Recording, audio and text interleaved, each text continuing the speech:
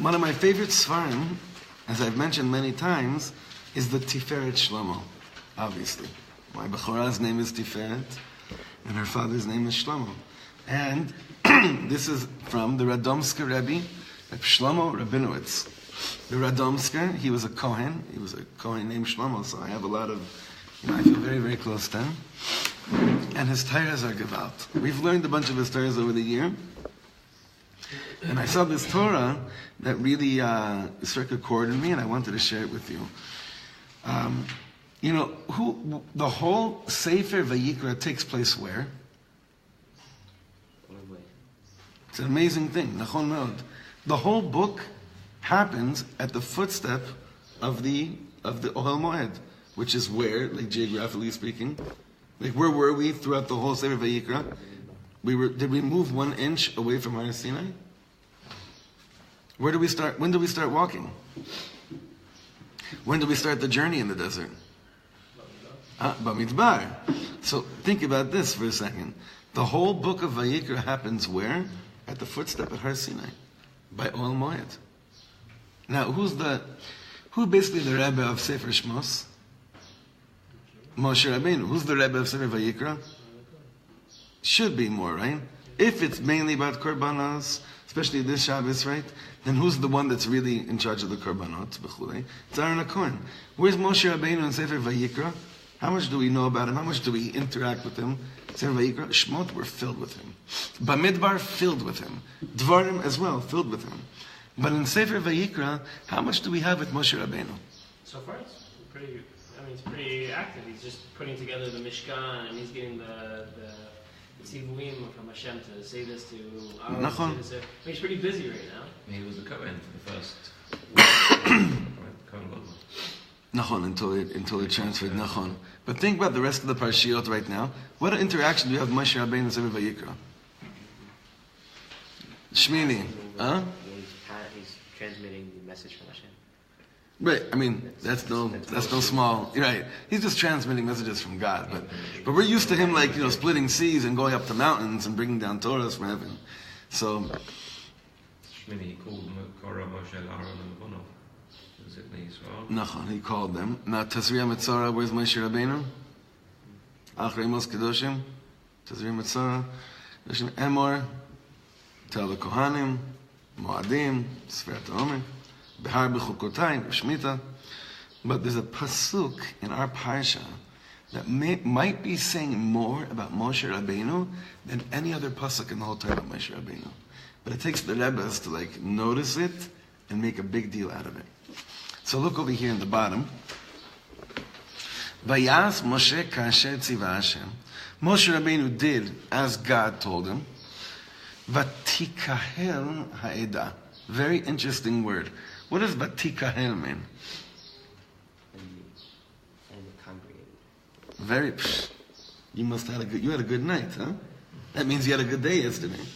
Vatikahel. If someone had to gather someone together, what would the word be? Vayakhel or vehikil. Vatikahel means something happened on its own. That's, you have to know Hebrew. What binyan is that for the dikduk freaks in the room? You're sure? You're probably into this weird stuff. Huh? Hitpa'el, no? Or nif'al. Tikahel means it gathered, the kahal gathered on their own. Very interesting. So look what the Radomsk Rebbe says. Kvar nisbar inyan malas Moshe Rabbeinu alav shalom. We've already explained before the Maila of Moshe Rabbeinu alav shalom. What was his Maila? Shehu haya kolel hada'at mishishim ribo nishmot b'nei Yisrael. Moshe Rabbeinu was the kolel, was the encompassing of all the da'at of all of Am Yisrael. What does that mean, basically? What do you think that means? That he was the center of knowledge, that he encompassed all the knowledge of whatever was going on in the minds of Am Yisrael, in the das of Am Yisrael. Like Lamaisa, what does that mean to us? Can anyone think of that? You understand what it means literally? He knew that everything was going on. What does that mean? He was in touch. If someone had a problem, he knew about it. You have the pulse of the people. Mamash, he had the pulse of the people, just like our leaders today, right? Sorry, I had to throw that in there. But he was empty, right? He was just a vessel which was filled by the knowledge of everybody else. So basically, we're saying the idea of malchut. I don't understand it, but like the idea of being an empty vessel which is capable of containing everything. Nachon. The bittul in a person creates that space in order to contain. Right. Nachon Meod. Now the Zohar Kodesh says also that the Zohar says that there's a nitzatz of the neshama of Moshe Rabbeinu in every single yid. Here we're speaking about though the da'at of all the yidden that were around him at his time. We're going to understand what that means in a second, B'ezrat Hashem. So since he was the kol eladas of all the neshamas of Am Yisrael, ulechach therefore, kasher hitchil Moshe Rabbeinu alav hashalom la'asot eze mitzvah mipi Hashem yitbarachu, when Moshe Rabbeinu began doing a mitzvah that God would tell Moshe Rabbeinu, do this, and he starts to do that, Hinei beda'ato, in his da'at, as he started to think about how to do what Hashem told him to do, nitorer imo gamken hada'at shel kol Yisrael. Because he was so connected, and he's encompassed all the da'at of Am Yisrael, when he started doing a mitzvah, guess who else woke up? Everyone woke up. Something in everyone's mind began to arouse as well. And also when he would speak and learn divrei Torah, התעוררו עמו בהתקשרות כל ישראל ברצונם לקיום המצוות וללמוד דברי התורה הזאת שעשה הוא. What a gevav thing he's saying here. He's saying also, Moshe Rabbeinu sat down to learn. You know what happened to everybody? They wanted to learn too. They wanted to start learning as well. There was a hit'orerut pnimit in the cheshek, in the passion. Everyone suddenly was like, wait, what's going on with me? Why do I have this? Oh, it must be because my Rebbe's learning right now. That must, because why do I suddenly have this, this tremendous cheshek? Here we're talking about, like... That's why Jerry walked in just at the beginning. Just when you sat down to give the share. We have this inyan. We have this inyan in Chassidus which is called Hitkashrut. Hiskashrus. Hitkashrut. That means come from the word kesher. It means when you're really connected to the soul of your spiritual leader, you are affected by what they do in the world. Not because doesn't mean you don't have to do anything. Le'efech. He learns, you have a cheshek to learn. But it's not that you don't do anything. It's that a dafka drive, it just wakes you up to start doing, to be awake. The greatest leader, the leader inspires. Legamre. Nachon meod.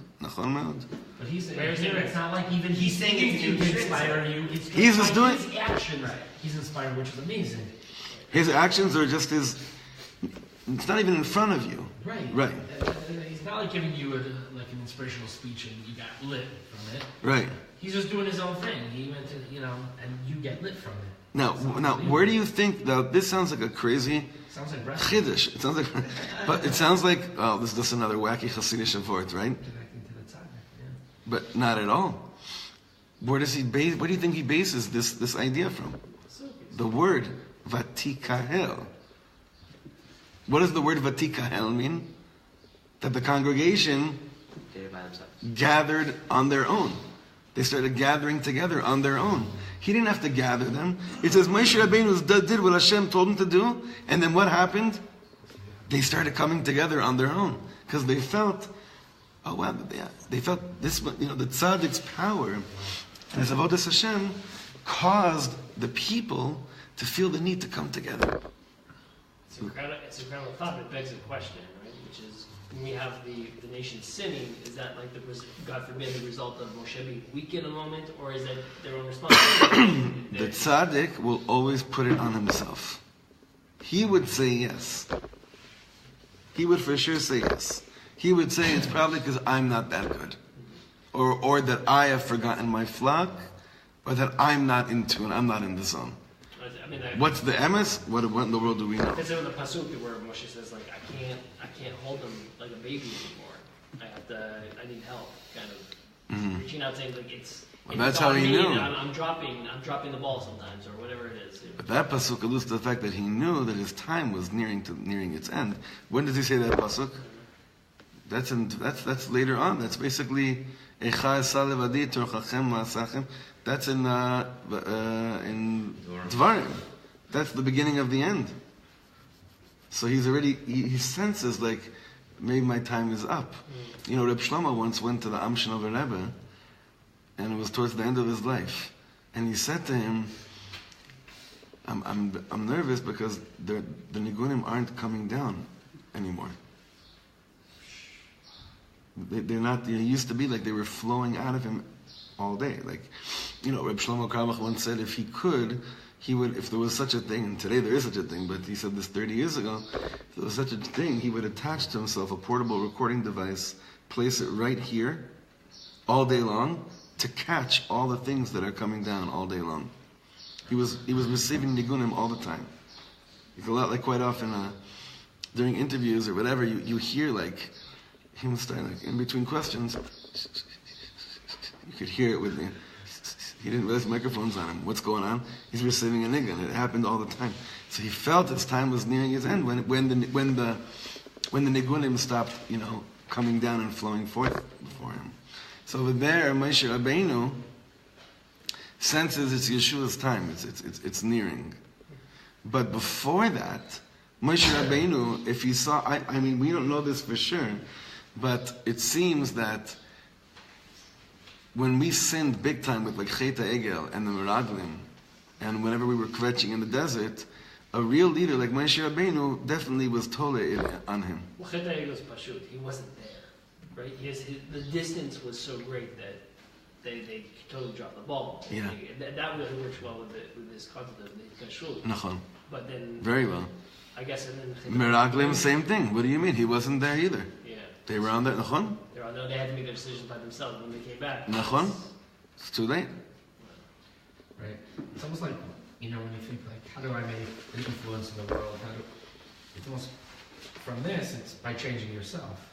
By us changing ourselves is the best way that we're going to go and influence the world, because by us doing what's right, it's kind of like your cup overflows and then just starts affecting people. And I think, I don't know if you take it like even a step further, I think even like to make a roshan on your children, it's like, what's the best chinuch you can do? How can you give the message over to your kids the best? How are you gonna excite them with cash and the fire the best? Is by doing it yourself. Right. By doing it yourself, somehow it's just it overflows in them. Just, I don't know, just because they will come together on their own. This is different, though. Yes, This is different. that's how I want to know. What are you feeling? This is like telepathic inspiration. This is telepathic inspiration. He's on some kind of a level where he can affect everybody around him, not just like that. Just by doing his thing. Yeah, just like, you know, it was like they were so one at that point. Right. It seems like they were so one. He was so one with the people. Right. They were just extensions of his. So maybe that's the achdus that gave the kayach. Meaning, what gave the power for him to do that is the connection with the people. Right. I think that's right. I think once you connect with Avos Yisrael, once you have Avos Yisrael, you know how like Rabbi Meir Shachter said when we sang the nigun, and he said, well, when you love everyone, you get their mitzvahs.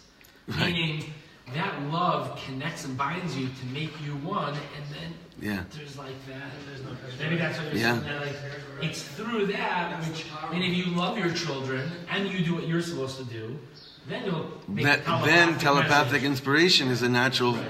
It'll work on a communal level as well. Yeah. It works in this community. You can draw the power and the because there's a love of the love and the mitzvahs of everybody else. Supports you. Well, we see it right after Tatei, right? Moshe comes down, and then there's this whole crazy period where he moves the Oel Moed outside of the camp. Right. And it says that whenever Moshe left to go out to the Oel Moed, everybody got out of their tent and they're looking at it. They're waiting to see what happens until he gets to the Oel Moed. It's like this. What we're saying here is it's basically bi-directional. Moshe was the tzaddik, he took it upon himself, but also the is this place where all eyes are on Moshe.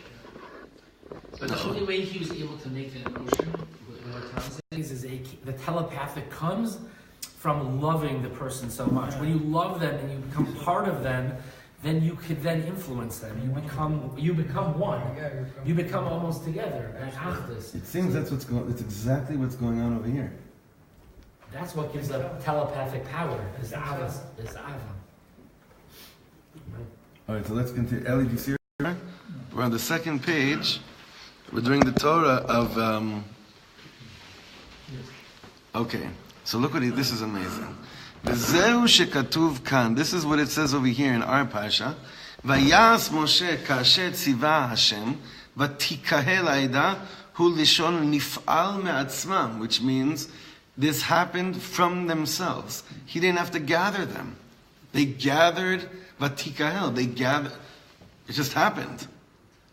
It's like we try so hard with to make achdus things happen, but the real way is going to be when it happens from within. So a chassid will say, well, how does it happen from within? When there's love and there's a tzaddik. Listen, that room, when we were in that room with Rav Yaakov Meir Shechner, there was oneness like I've never felt before in my life. The fact that it's default, the fact that it's passive needs to be overshadowed by the first half of the Pasuk. Vayas Moshe kasher tziva Hashem oto. The reason, that's why I'm saying, passive isn't the right. Not the right word, right? Hakadosh Baruch Hu said to Moshe, this is the way you need to do things. And Moshe listened, and Moshe followed what Hashem said, right. And then exactly what Hakadosh Baruch Hu wanted to happen happened. Right. And so we see it as a passive. Bnei Israel did it on their own. They came on their own. But this is, if you follow what Hakadosh Baruch Hu says, if you follow what He's laid out for us, then we're gonna develop and we're gonna be that the Eidah will be the Vatikahel will be together as well. But you're saying it's from the koach of kasher tziva oto Hashem. Right. It's not just that he had it. Right. That's very good what you're saying. It's very, very good. It's not just that Moshe Rabbeinu, when he has a feeling to write a book, everyone else starts to get excited. It's that because he's one with the ratzon of Hashem, that's what triggers the love and then gathering and everything together. It's not his own ideas, that it's kasher tziva Hashem oto, which then causes the second part of the pasuk to happen. So it's not just the love of the people, it's the love of Hashem. It's the obeying, it's the oneness of the ratzon. It's being one with the ratzon of Hashem. I've heard you say before you quoted Rabbi Shlomo, is that when you get closer to Hashem, I'm probably going to say this wrong, when you get closer to Hashem, meaning then, and you feel so high, so sometimes people feel more removed, that they can't relate to some people. And that was a great line what he said. He used to say, physically, the higher you fly, the further you are from every human being. Which is true, I just noticed it on the plane, right? Physically, the higher you ascend, the further you become from every human being. But spiritually, it works exactly the opposite. Spiritually, the higher you fly, the closer you become to every human being. Now, that's a very threatening statement to many people, that when they do feel spiritually elated, they don't know how to relate to people anymore. I told you guys what happened with him and Bob Dylan once. Right about this Indian. Did I ever tell you? Rabbi Shlomo once had a farbrengen with Bob Dylan and Joni Mitchell. This is 1984 in Santa Monica, and someone had asked Rabbi Shlomo, "What's your greatest dream?" And he said, "My greatest dream is to meet and greet and say hello to every person in the world." So Dylan right away says, "Rabbi, that's my biggest nightmare." But for him, why was that such a gewalt thing? Why is that a dream? Because that's how he gets closer to Hashem. For sure. So that's really the nekuda you're bringing up. Was there anyone closer to Am Yisrael than Moshe Rabbeinu as terms of as leader and people? Sometimes you see the love between a tzaddik and his people. I don't know if Avi, you saw it. Jerry, I don't know if you saw it. Ari, I think you saw it. But when Rav Weinberger was with his chevra in Woodmere, in his shul, there's love there. There's awe, but there's this love, a feeling of such elated joy and love, and it's kashrut one to another. It's not an easy thing to attain and to continue, on a continuous level. But when those moments happen, they're so powerful. Listen, by the Rebbe, whoever was by the Rebbe, Eli, were you ever there? By the Rebbe in 770? Was anyone ever by the Rebbe in this room? Well, it's mamish a new generation. What happened there was like also this. You knew the Rebbe mamish loved you so much. That's what you felt. You knew it. And who are you being loved by? A person who all day long is doing kasher tziva Hashem oto. Like you said, Stephen. You knew that. And you know what it is to be loved by someone who is doing what Hashem wants him to do all day long?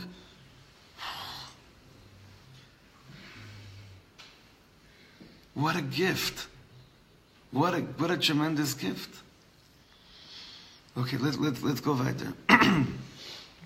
So again, וזהו שכתוב כאן, ויעש משה כאשר ציווה השם ותקהל העדה הוא לשון נפעל מעצמם.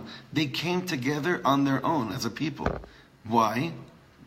כי כאשר עשה משה המצווה כאשר ציווה השם, הנה על ידי כן ממילא כולם היו נאספים אליו בהתקשרות הדעת עמו. Then, because he did this thing that Hashem said, then Mimela, everyone who their da'at was already encompassed by Moshe Rabbeinu, they were just coming back to the place of the center of their da'at, of what they knew to be real in this world. It's like you ever meet somebody trying to convince himself and convince you simultaneously while it's Right. This isn't there. Moshe, when he's going to open his mouth next, he's just speaking what he knows to be perfectly true. So the people are going to receive it from a place of absolute da'at, of being aligned also being aligned intellectually, if I could use that word in this setting. Right. Like sometimes when I talk about emunah, I'm like, giving this like lofty concept over it, but I'm convincing myself as much as I'm convincing whoever's talking to me. That's not the case here. וכמו שפירש רש"י ז"ל, now we're going back to the second to last parasha in Shemot. ויקהל משה את כל עדת בני ישראל. What does Rashi say there? הוא לשון הפעיל, שאינו אוסף אנשים בידיים. He says over there, the lashon that's used there, ויקהל משה, doesn't necessarily mean that he grabbed people by their hand with his hands and said, okay, you gotta come here, you gotta come here, you gotta come here. אלא הם נאספים על פי דיבורו.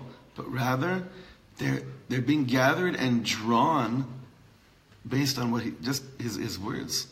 His words would just draw them closer. היינו, הדיבור הקדוש בדברי תורה, כמו משה רבנו עליו השלום, היה מעורר ומכניס הרצון ותשוקה בלב כל ישראל. His words would arouse and put in a ratzon and a passion in the hearts of Am Yisrael. Why? כי בו היו כלולים כל הנשמות מבני ישראל. In Moshe Rabbeinu were included all the souls of Am Yisrael. ומכל הרצונות טובות של בני ישראל. And not just that, he says something amazing here. In Moshe Rabbeinu is included all the good ritzonot, all the good wills that people had, that was included in the neshama of Moshe Rabbeinu. So when he's on, our good ratzons were on as well. And the thing is that he was generally speaking on, right? That's why when we were with him, you were much more sensitive to where you're at all the time. Why does he bring it in now here? This is lashon hif'il. Before we had to move on. He's doing. I mean, it just perplexed me. How is he doing? Yeah, he's saying very good. Really go out and do it. The manner in which he's doing it is different. You think vayakel would mean because he's doing something, hif'il, that he went out and grabbed people. Come, you got to come together. Even when something happens and it's not nif'al, it's hif'il, meaning that he does something. It was just because he spoke. Al pi diburo. This Torah is that even when he sat down and didn't even speak, but he was just doing something to do with the Ol Moed or the Mishkan or the Korbanot. That alone did something to Am Yisrael. Right, but it seems like, at least the way he said it up, that the Vayakel, the Pasuk from Shemot, is almost a lower level. It would seem lower in comparison to where we are now. But the point there is to show us that even there, when you think it was, because it sounds like the same Lashon, but Tikahel and Vayakel, even when it comes to the word Vayakel, it's not Moshe Rabbeinu coming up to you and saying, you want to be frum today? It's not that. It's saying, it's speaking, Divrei Elokim Chaim, speaking. Listen, you ever walk into a room and you hear someone speaking just so, what's that? Words of wisdom. And you're just drawn. They didn't do anything. They didn't try to give you a pamphlet or sell you a booklet. It's just the neshamas that are really, neshamas that are more refined are more attracted and will follow the heart when they hear Divrei Elokim Chaim.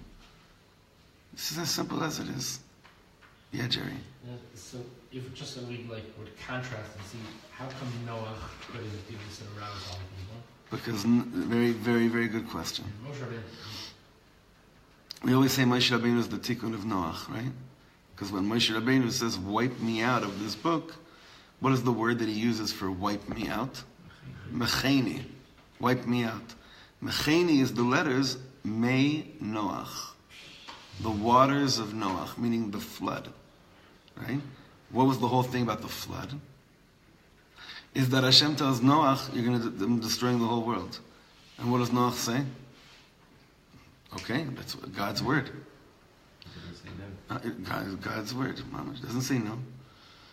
Moshe Rabbeinu comes to God and says, "You're gonna wipe out Am Yisrael. Wipe me out first." He's missing that Havas Yisrael. This hiskashrus, yeah. That's where it's missing. Now, was Noach a tzaddik? The Torah says so. But it was a different generation. So a different door. Maybe when Noah realized that everyone around needed to be dealt with in a way. But, I don't know, because 2 parshas later, Avram Avinu was told that Hashem is going to ruin Sodom, which wasn't exactly a beis medrash in Yerushalayim. And what does Avram Avinu start saying? Please, are there 50? Are there 40? Why? He's the big... Because he understands, when God tells you he's going to destroy, he's not telling it to you so that you say, okay. He's letting you know so that you could try to do whatever you can to prevent it. If someone calls you and says to you, listen, I'm thinking of taking my life, what are they really saying to you? Please come and save me. No, I'm a good friend. I honor my friend. I obey like that. This craziness we have in the world today of such a bilbul of what it means to be politically correct. And no, I honor my friends' rights. If I really love them, I respect where they're at. So they want to take their life, I have to respect it. Chas v'shalom. It's not a Yiddish way of thinking. So it's almost like Noah had a spiritual relation with Hashem, but not with people. Nachon. People. Nachon. And if you don't have that, I think what Tom was saying, that it won't. And you know what happened? They all died. It's not going to work unless you have that second part. Absolutely. And in Noah's time, they're all there. No, it's all out. Yeah. Exactly. I thought you were going to make a comparison to Korah. Very good. So Korah, he was missing that. It's not that his words were wrong, but he was missing the words of Hashem. It wasn't that HaKadosh Baruch Hu said, "This is what I want." But he sounded very, very convincing. He was a charismatic very, leader. very charismatic. He was a great leader, but that's what he was. The reason he failed was because. I think I told you guys the story once. There was the Rebbe, the Yismach Moshe. Yismach Moshe. He's the first Rebbe in Satmar, where Satmar comes from. And I think he was a Talmud of the Chayz of Lublin. He said that he knows where he was in previous Gilgulim, and he knows that he was there at the time of the Machlokas and Moshe and Korach. And he said, none of you guys would understand what I'm saying, but I almost joined Korach too. None of us were really sure at that moment what to do. Because it's ironic. Right. It's ironic. At the time. Why? Because Satmar, the King Sustained of Israel, like it's such a big. You look at it now and be like, that's a crazy argument. Be on which side of it? Well, no, this is before it was ever. When he said this, it was So anyway, let's finish this piece before we get into Satmar and Zionism. Kulam Kedoshim, everyone's holy. ויקל משה את כל עדת בני ישראל שהוא לשון הפעיל שאינו אוסף אנשים בידיים אלא הם נסביר פי דיבורו. Like we say, הדיבור הקדוש בדברי תורה כמו משה רבינו אבא שלום היה מעורר ומכניס הרצון ותשוקה בלב כל ישראל כי בו היו כלולים כל נשמות בני ישראל ומכל הרצונות טובות של בני ישראל. לזאת, fourth line from the bottom. לזאת, כאשר עשה המצווה ומשה רבינו did a mitzvah, when he did a commandment that Hashem told him to do, הביא התעוררות הדעת, he brought an awakening of the da'at in each and every one of us, ורצון הטוב בלב כל ישראל. That whenever he did what God told him to do, suddenly you and I felt, wow, I want to be holy. I want to do good. That's what I felt. Didn't even know what he was doing. I could be completely unaware of what he's conscious, actively doing at this moment. But it's not just that I felt that I want to do good. That's one thing. Individually speaking, that was a result. But communally speaking, something happened as well. Moshe does something, and the result is that the Yidden got together. So when I saw this Torah from the Tiferet Shlomo, I'm like, we can say a lot of Gevalt things about Moshe Rabbeinu. Kara lanu et hayam, killed the Egyptian, did all these things, the Makkos, the Torah. But this Pasuk, the way the Radomsk learned it out, explaining to us about the importance of hitkashrut to the tzaddik, as well as how much we should daven. We did this in the women's share last week. We learned the whole Torah about real leadership in the Rav Kook shir, and we ended it by learning a song of Karduner. Karduner has a song called, I think, Shlach Lanu Manhig Amiti. Something, words based on Reb Nosson Reb Nachman, that it should be a tefillah that we should have to send for us a real emezdika leader. A real leader that's going to wake us up. But we all know that a real leader, in order to wake us up, means there's got to be such a load of love there, like it's no one's business, like never before. Or maybe like as close as it was to my, to my Shabbat. Such love. Just love, love, love. And that when that tzaddik does something, I feel, alavai, we can return to that place. Now, how do I know if I'm really, really waking up? Not just if I want to do something good, but am I gathering together with my brothers? If that's what's happening simultaneously, that means, mamash, there's a hitkashrut to the manhigim. So alavai, we should be privileged for righteous leaders that are so humble. A friend of mine had a band once. He called it the Humble Kings. He knows he's a king. He's a ben melech. He's a king, son of a king, but he's a humble king. And Bezrat Hashem, like that, our achdut will be real. It'll be the real deal. All right, shukran, everyone.